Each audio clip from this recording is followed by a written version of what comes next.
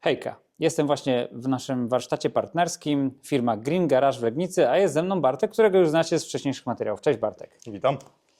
Odwiedzam Bartka w naszej serii Poznajcie nasze warsztaty, żeby porozmawiać z nim chwilę na temat tego, jak mu się wiedzie, oczywiście zadać mu standardowe pytania, co go doprowadziło do takiej desperacji, żeby zacząć naprawiać samochody elektryczne oraz parę innych standardowych pytań.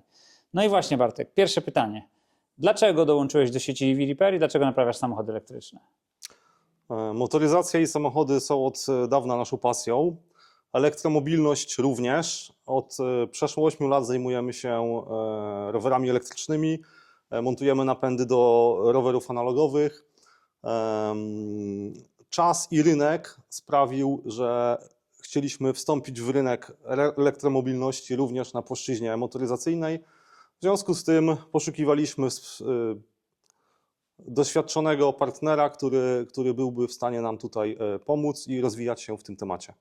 No i z tego co widzę, jak obserwuję, no to rozwijać się bardzo fajnie. Masz w zespole bardzo fajnych ludzi, między innymi Tomka, który dodatkowo wrzuca dużo swoich innowacji do tej pracy, czyli między innymi takie rzeczy jak naprawa ekranów, czy urządzenie sterujące, o którym mówiłem, jak chodziłem tutaj po twoich latyfundiach. Urządzenie sterujące, które usprawnia pracę na zawieszeniu w Tesla Model S i tak dalej, i tak dalej. Także trudne były początki, bo pamiętam, że tych klientów, no jednak miasto nie za duże, klientów nie było wiele, ale widzę, że przyszłość... Staramy się jakoś radzić sobie, staramy się wprowadzać jakieś nowości, udoskonalać naszą pracę, w związku z tym idziemy, myślę, że w dobrym kierunku. Też ciekawy moment tak naprawdę dla twojej firmy, no bo stoisz w przededniu jak zawsze takiego piku sezonu. Kiedy zaczyna się sezon na rowery, na sprzedaż rowerów? W zasadzie początek marca to jest Czyli początek już za chwilę. sezonu. Tak, Już za chwilę. I powiedz mi, bo o tym rozmawialiśmy, nie wiem czy pamiętasz, myśmy też testowali twój rower, zresztą nadal testujemy, jeden z twoich rowerów zresztą jeździł u nas w firmie i bardzo dobrze się sprawuje. Notabene ten rower, który nam wypożyczyłeś, on sprawił, że ja w ogóle zrozumiałem rower elektryczny. Nie wiem, czy pamiętasz, jaka była moja teoria, jak tu przyjeżdżałem pierwszy raz, że nie, rower elektryczny. Pewnie rower musi sam jeździć i po to jest, żeby człowiek korzystał z siły mięśni. No jest to tak, że nie zupełnie tak do końca jest. Rowery elektryczne mają wspomagać, a nie jeździć za kogoś. To nie są motocykle. Jeśli ktoś uważa, że powinien jeździć za niego, musi sobie kupić niestety skuter. Tak, i rower elektryczny dał mi też do myślenia w momencie takim, kiedy sobie pomyślałem, no tak, ja już mam tam tych parędziesiąt, nie będę mówił ile, ale parędziesiąt lat i no zaraz będą mi siadać kolana. I wtedy rower elektryczny nie dosyć, że pomoże mi jeździć na rowerze, że wtedy, kiedy nie będę mógł wkładać tego wysiłku w rower, a dodatkowo też zauważyłem, że rower elektryczny przy tym samym nakładzie sił, który musisz spożytkować, żeby zrobić 15-20 km, rower elektryczny wydłuży ci to do 30-40 km. Zgadza się. Dodatkowo ma taką wartość dodaną, czyli zachętę. Jest to przede wszystkim atrakcyjne, szczególnie współcześnie dla młodzieży. Bartek, to teraz tak pokrótce, bo wiem, że jakby waszą główną gałęzią waszej działalności są rowery. Wy rowery żeście od dawna już przerabiali, znaczy wcześniej przerabialiście standardowe rowery na elektryczne. Dalej to robicie w ogóle jeszcze? Dalej to robimy, natomiast rynek się zmienił. Na chwilę obecną klienci bardziej szukają fabrycznych rowerów elektrycznych. Również ceny są dużo niższe, te rowery już są teraz przystępne praktycznie dla każdego, w związku z tym no, też musieliśmy się przeprofilować lekko. Podjęliśmy współpracę jednym z wielkich producentów chińskich, ale porządnych dużych firm. W związku z tym oferujemy Możemy teraz... posłużyć się nazwą marki, chodzi o Fido po prostu. Oferujemy teraz rowery marki Fido. Czy jeszcze jakieś marki macie zamiar wprowadzić w najbliższym czasie? Nie, na chwilę obecną nie. Okej. I teraz pytanie, no bo zbliża się nowy sezon, rozumiem, że jakieś nowe oferty też się pojawią. Czy są jakieś nowe rowery, jakieś ciekawostki albo nowości w rowerach? Jeżeli chodzi o markę Fido, jest jeden nowy model, jest to Fido Nomads. Jest to rower uniwersalny, bym powiedział. Jest to połączenie roweru MTB z rowerem miejskim. Z dużą baterią, dużym zasięgiem, możliwościami dużej rozbudowy tego roweru. Bardzo solidnie wykonany, oparty już na doświadczeniach i zebranych opiniach klientów z poprzednich lat. W związku z tym już nam się od początku roku dosyć dobrze sprzedaje. No i myślę, że to będzie w tym roku taki hit sezonu. Więc tak naprawdę, Bartek, to co widzisz w rowerach, wydaje mi się, że również znajduje odzwierciedlenie w całym polskim rynku, który staje się bardziej dojrzały i tak samo widzimy to też w samochodach elektrycznych. Bardzo rośnie sprzedaż samochodów nowych. Dzieje się też taka sytuacja chyba, którą możesz odnieść też do swojego rynku, w którym jesteś tak mocnym graczem, a mianowicie w tej chwili jak patrzymy na erozję ceny nowego samochodu elektrycznego, to samochody używane po prostu przestają się sprzedawać. Jeżeli możesz kupić Tesla Model Y, nie wiem, z 23 roku za 120 000, a nową Tesla Y Standard za 160, no to zaczynają pojawiać się duże pytania, czy w ogóle ma to sens. I chyba polski rynek zaczyna powoli zmierzać w stronę takiego rynku, gdzie mamy już takie zarobki, taką stawkę za roboczogodzinę, że nam się przestaje opłacać dłubać, przestaje nam się opłacać niektóre rzeczy robić, tylko po prostu kupujemy nowe rzeczy. Zgadza się, też jestem takiego zdania, zresztą obserwuję polski rynek od kilku lat i widać, jak nasze społeczeństwo się bogaci i dzięki temu po prostu stać nas na coraz lepsze i coraz nowsze rzeczy. Ale to też powoduje, że stać nas na to, żeby dbać o te sprzęty. I to jest akurat coś, co moim zdaniem ja postrzegam jako przyszłość w ogóle serwisu wszelkiego rodzaju urządzeń, tak rowerów, jak i samochodów, że te urządzenia potrzebują, żeby o nie zadbać. Zgadzam się w pełni. Bo my chcemy kupić nowe, chcemy jeździć, chcemy mieć święty spokój i chcemy wiedzieć, że mamy wypełnioną książeczkę i po prostu jakby czuć się bezpiecznie z tym sprzętem, który zakupiliśmy. Ja też tak do tego podchodzę osobiście nawet. Już w dniu dzisiejszym widać, że jest grono klientów, którzy kupując nawet auta używane, kilkuletnie nawet przyjeżdżają do nas na pierwszy serwis, żeby wymienić wszystkie podstawowe części na nowe, żeby mieć spokój na kilka najbliższych lat. Także widać świadomość tego społeczeństwa. I to nas zbliża bardzo mocno. Ja tutaj zawsze odnoszę się do Danii, czyli do naszego warsztatu w Hinnerup, gdzie głównie chłopaki w zasadzie codziennie zajmują się gigantyczną ilością takich serwisów, czyli tych wszystkich szybkich napraw, korekt, zawieszenia itd., które powodują, że ten samochód może jeździć kolejne okresy bezawaryjnie, bezproblemowo. Bo tak naprawdę samodzielna naprawa samochodu to jest czas, który musimy my na to poświęcić, więc lepiej jest to dać to komuś, zapłacić dodatkowe pieniądze, bo oczywiście, że musimy zapłacić dodatkowe wynagrodzenie tej osobie, ale mieć święty spokój.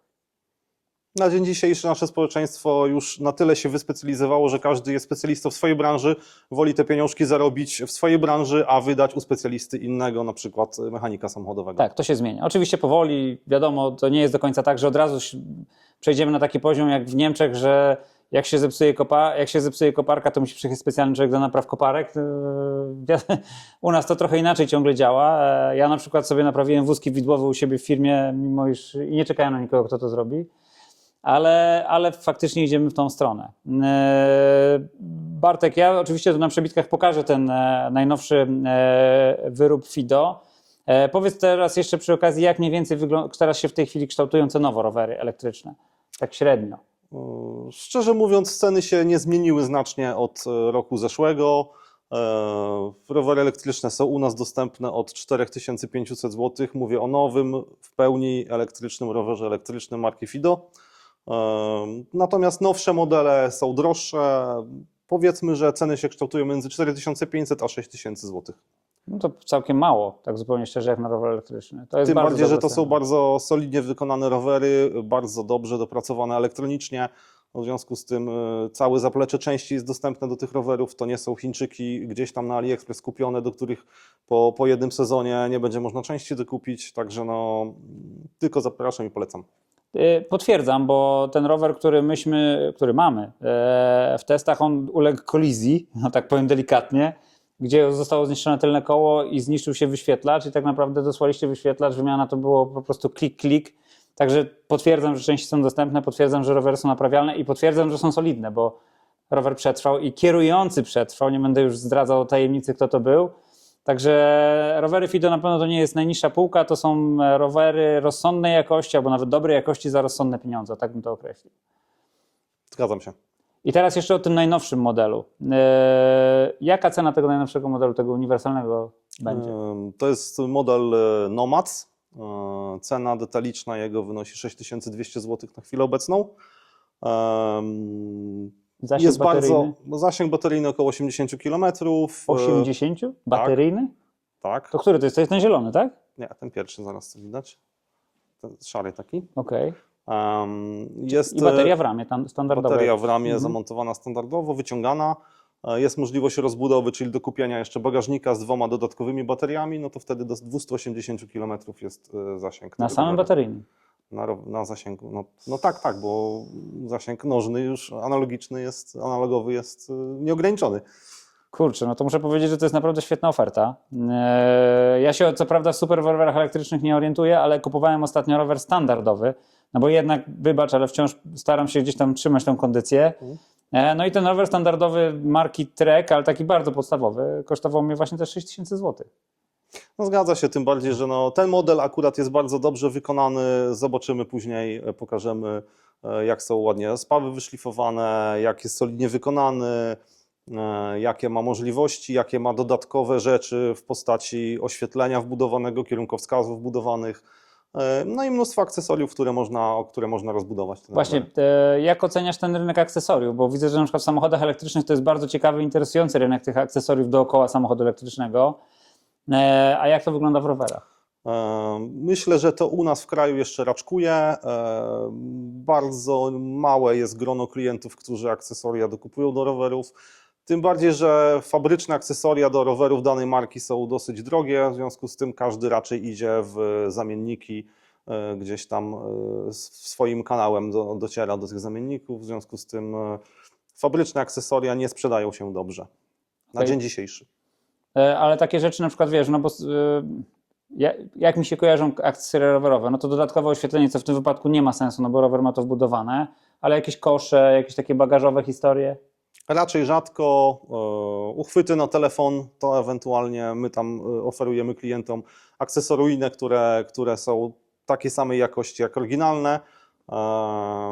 No i czasem baterie. Klienci czasem pytają o zapasowe baterie lub o akcesoria takie rozszerzające w ogóle zasięg rowerów. Natomiast to te dwie rzeczy i w zasadzie to wszystko. Bartek, w sumie jeżeli chodzi o samochody elektryczne, no to nie będę tutaj Ci za dużo głowy zawracał. Wiem, że przewinęło się już całkiem sporo tych samochodów przez wasze progi. Widzę, że co bardzo mnie cieszy zresztą, że nie koncentrujecie się tylko na Tesli, że przyjeżdża do Was dużo samochodów też innych marek. Chyba, jeżeli dobrze kojarzę, i Kiję widziałem, i Nissany, i naprawdę szerokie portfolio. Tu nawet mamy samochód spalinowy, ale na naprawę elektroniki się od razu usprawiedliwię. Nie zdziwcie się też w ogóle, bo chodzi o to, że no my jesteśmy siecią kompetencyjną, więc dołączają do nas warsztaty, które zajmują się czymś już w innym zakresie. Jest to ich główną gałęzią tego, czym się zajmują, czyli na przykład w tym wypadku rowery.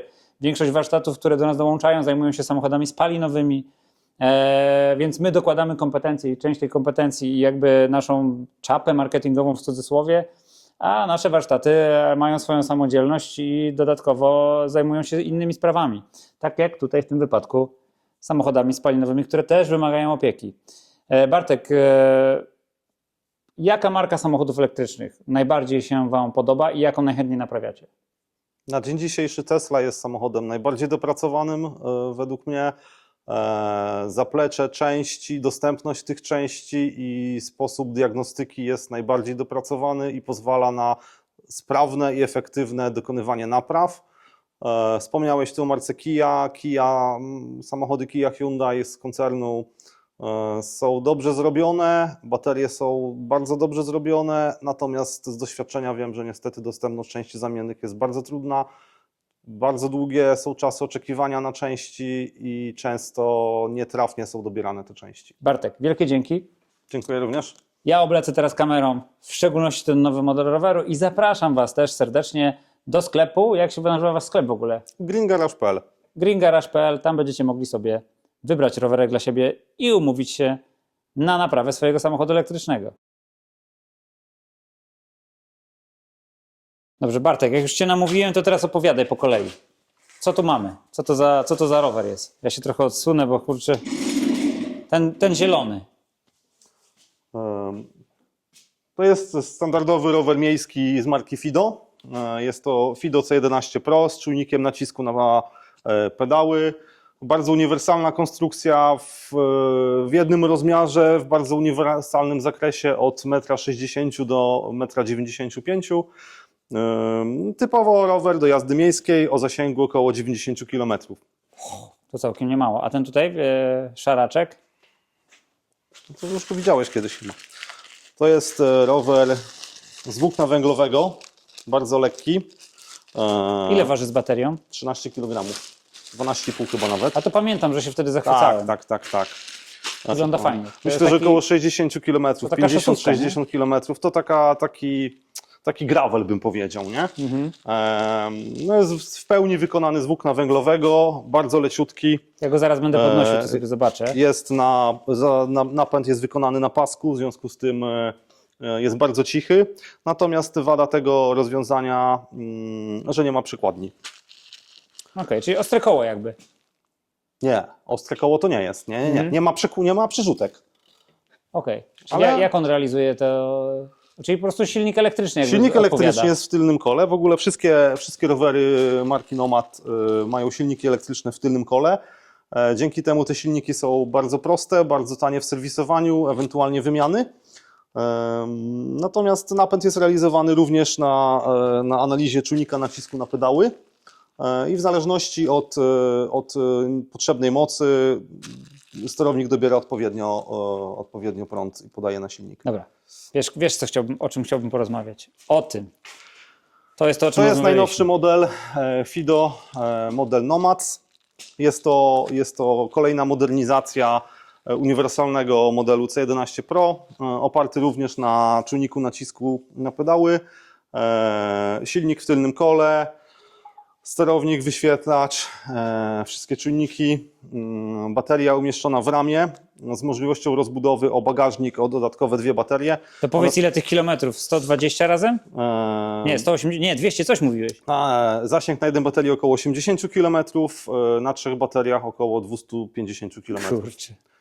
O tym, że tutaj są bardzo fajnie wykonane spawy. Ja teraz właśnie chciałem się temu przyjrzeć. Zobaczcie, spawy są Tak, jest bardzo dokładnie, spolerowane. bardzo dobrze jest spawany, natomiast jest doskonale wyszlifowany też. To jest rama aluminiowa oczywiście, natomiast te połączenia są na tyle solidne. Główka ramy, proszę zobaczyć jaka jest główka ramy, jak jest wykonana. Jest bardzo szeroka, masywna. Rower posiada też wbudowane oświetlenie, wbudowane światło z tyłu, światło stopu i kierunkowskazy. To zaraz pokażemy. Hamulce są mechaniczne czy hydrauliczne? Hamulce we wszystkich rowerach FIDO są hydrauliczne. Okej. Bagażnik. To jest na wyposażeniu ten bagażnik? Tak, to On jest, ma od razu na standard, sakwy takie widzę to mocowania. jest standardowe wyposażenie, tak jak teraz stoi. I tak naprawdę jakby mu zdjąć te mocowania na sakwy i te nadkola, to on by był takim, kurczę, MTB prawie. Tak, FIDO poszło w tym kierunku, że zrobili w ogóle możliwość założenia szerszych opon. Możesz nagrać, o kierunkowskazy tutaj są na przykład. A, kierunkowskazy, zobaczcie. Także tak. W odkurzaczu jeszcze nie zrobili, ale w rowerze już są. Co to daje? Czy to ma jakieś znaczenie w kontekście jakiejkolwiek homologacji? Nie. Nie, na dzień dzisiejszy u nas nie.